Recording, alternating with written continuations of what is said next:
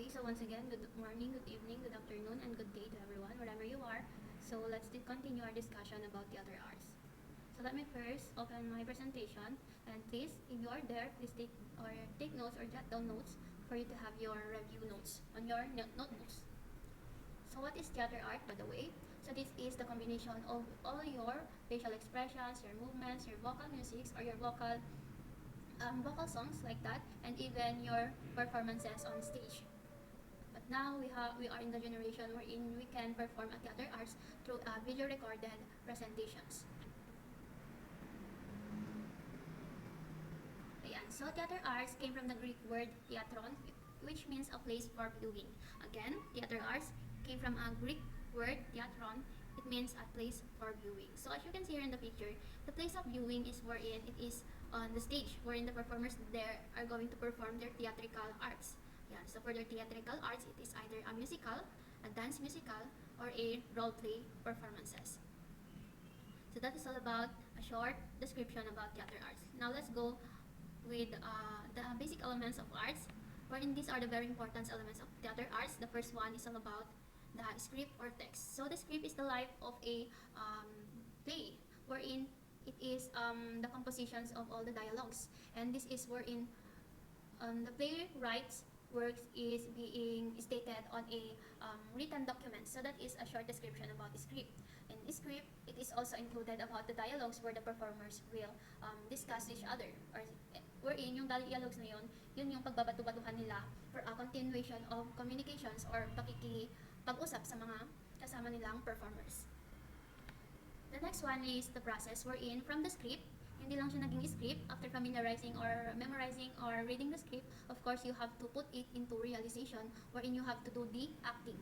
So that is the process of doing a play or a role play or a theatrical play. So it means too that this is the progress stage wherein after the beginning, from the climax and to the end, ayan, so that is the progress of the stage. And of course, after you done doing your acting, of course, you have to do it with like playing it or present it into a productions. It means that this is the process of work involved. So this is the final product from all the labors. And yan. So ito na yung time na mag-perform na kayo on stage. Or you are going to produce your outputs through a video recorded performances. It can be like that. Yan. So that is the production. And the last one is all about the audience. So audience has very important role when doing your plays or your play, because they are the one who will give a feedback, they are the one who will give a comments, suggestions, and many more.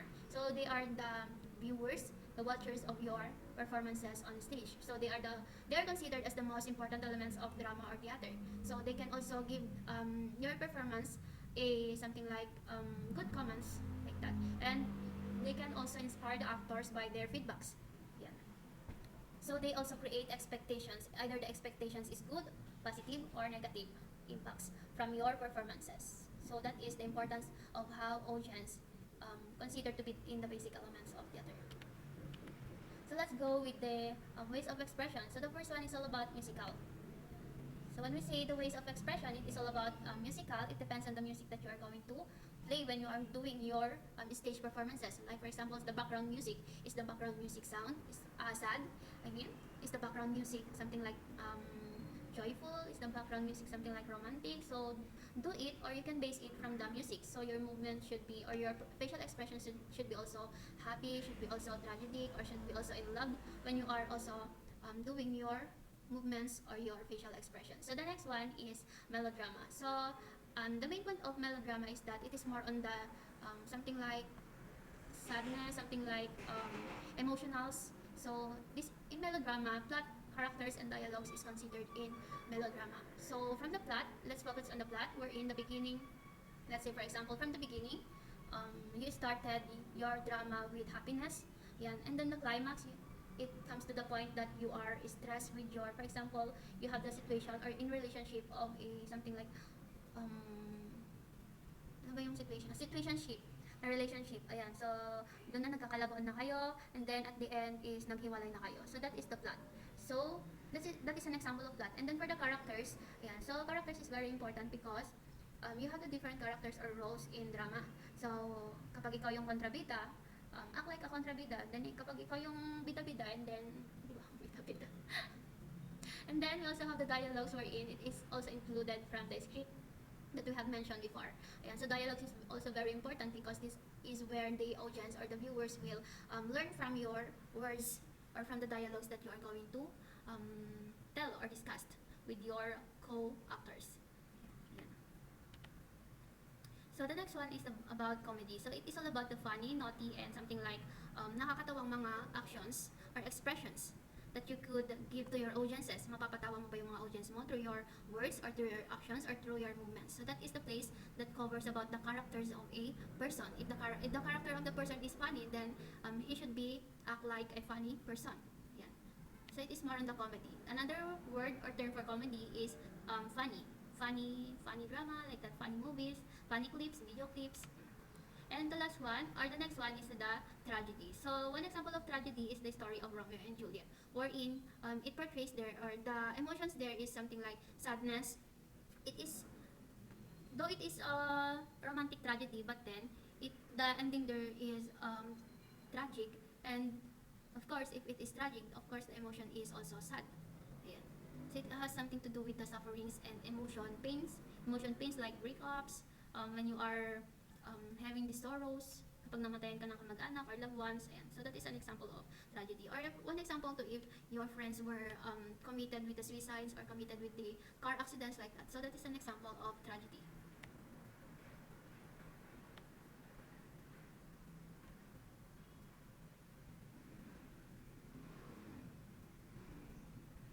Yeah, so that is the ways of expressions wherein you have to portray your expressions according to your characteristics. So the last one too is about historical play. So it is all about the communities or all about the political, social issues, concerns, and awareness of the people. Like for example, drama. Isang drama is all about the El Filibusterismo and the Touch Me Not. Ayan. Wherein it is came from the book of Rizal, and then it was later on produced through a theatrical play or theaters, or in a movie too. So that is the ways of expression. And let's go with the creativity of the artist. So let's start with the role playing and story dramatization. This is where you are going to execute or act out the story. So from the script, you have to act your roles. Ayan. So this is where you are going to show the plot and conflict of the story too. And the next one is all about the dialogue. So the dialogue is produced through a vocal. When we say vocal, ayan, ito yung mga sinasabi ng mga actors. Ito yung mga dialogues kung saan magbabatuhan sila ng mga salita or ayan, ng mga conversations to express the feelings, thoughts, and ideas about the story. And the characterization is all about when you are going to portray a kind of person or your characters or roles. Like for example, is if you are a teacher, then you should wear, or your costume or your appearance should be like a teacher. If you're a student, then wear something like act like a student, like that. Ayan. And pantomime and emotions. When we say pantomime, you are going to act with the facial expressions, if it is with happiness, with sadness, with anger, or fear. So that is all about the pantomime and emotion. So you are going to express the non-verbal communication. When we say non-verbal communication, you are not going to talk, but then you are going to communicate through your facial expression. So that is all about the pantomime and emotions. So the next one is improvisation. This is where you are going to improvise, or this is the scenarios wherein you are going to emphasize the 5 senses of visual and audio perceptions. When we say improvisation, ito yung you are given an allotted time, a limited time to practice, and then mag-improvise na lang kayo ng mga steps, ng mga ad-libs of words, ng mga musics and movements when you are going to do the play. And the next one is, these are the examples of a theatrical play, like of what I have mentioned before. We also have the Romeo and Juliet, Bayaning Huwad. It is all about the political.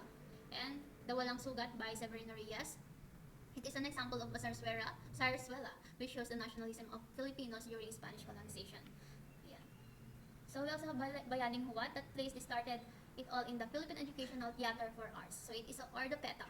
So it is all about a man who offers his goddaughter to an American soldier. So that is the story of a mayaman at saka mahirap. So dito nag-umpisa yung mga story na karaniwang ginagawa ng mga Pilipino in making a teleserye wherein they are going to have a romantic series of a mayaman at saka mahirap love story. And we also have here the Ang Huling El Rimbo. So it is all about friendship, a heartache, and a regrets. So it is all about the complicated relationship of four friends. Ayan. The next one is Hamilton. Hamilton is a Broadway's hit musical.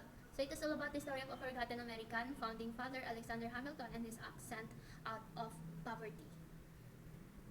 So I think this is also a movie na meron din siyang theatrical play. So it is all about the movie of Hamilton, the story of a poor guy, but then it is only to find out that he is a son of a king. And the next one is all about the Romeo and Juliet. It is a tragedy written by William Shakespeare, and it is all about the lovers whose deaths ultimately reconnect their feuding families. Yan. So, you have a family na nagko-contradict to your pagmamahalan.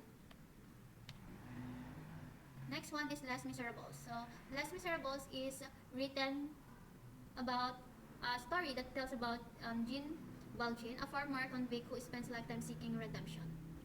Yan. So, it is also the longest musical play. So, that was the examples of a theatrical play.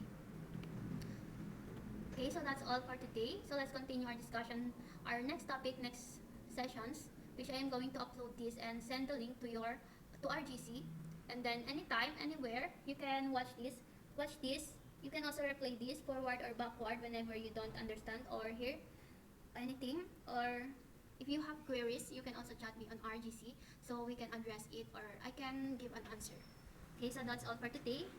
Have a safe day.